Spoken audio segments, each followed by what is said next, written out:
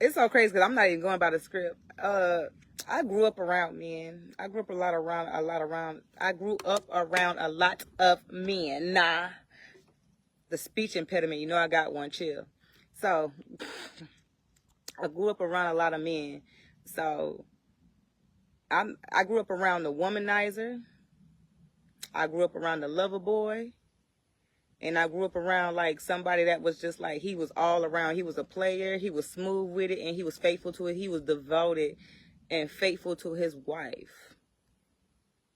So I saw all of that. I ain't gonna say like it made me an expert on men, but I would say it made me aware. Like I said, like it's been past relationships. Like my first boyfriend, like regular shit, he cheated. He cheated. Like what I learned in that, and it's so crazy because I had hit my friend, like we ain't friends no more, but we cool. But I had hit her up last time. It was like, what did you learn from the relationships? Like we grew up together, and I asked her, what did you learn from the relationships that, like, you know, we was in when we was young? And she was like, all I learned was like, I don't like them. Which is funny. She really is hilarious though. She really is funny, but I was just like, nah, for real. Like, cause I know with my first relationship, what I learned was like, sex is nothing. Like sex means absolutely, positively nothing. Because at the end of the day, it don't mean nothing as in like, it don't even mean as much as they say it does. And then on the flip side, it means more than they take it as. I don't know how that makes sense, but I'm on a beat right now. I'm rolling, and I'm gonna have to come back and watch this later to get it. But like, sex shouldn't be as important as it is, or as it is in the mainstream, or as it is presented to us. But at the same time, it shouldn't be taken lightly. Definitely shouldn't be taken lightly. Sex is not a game unless you got two consensual players. I know it's a game. You know it's a game. Now it's a game.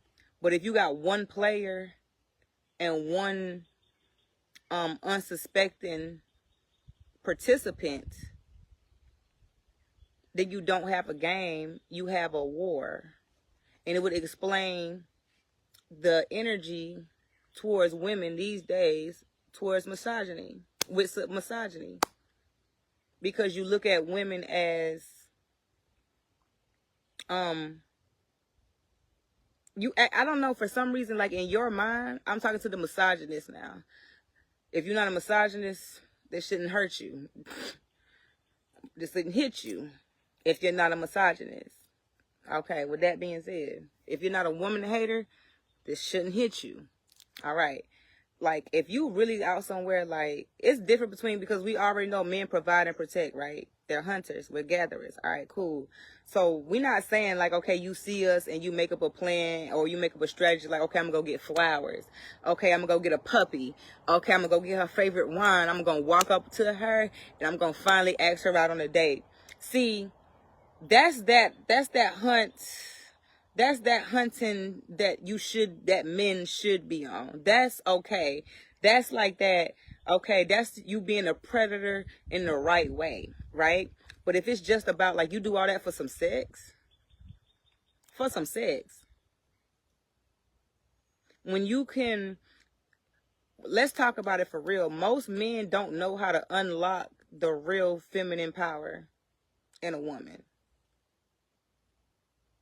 See how quiet it is? That's how I know what I'm talking about. You don't even know how to unlock that for real. And you know, like most women don't know how to unlock it in themselves. I'm just learning how to unlock it in my late 20s, early 30s. So I can only imagine people that didn't even care to tap in.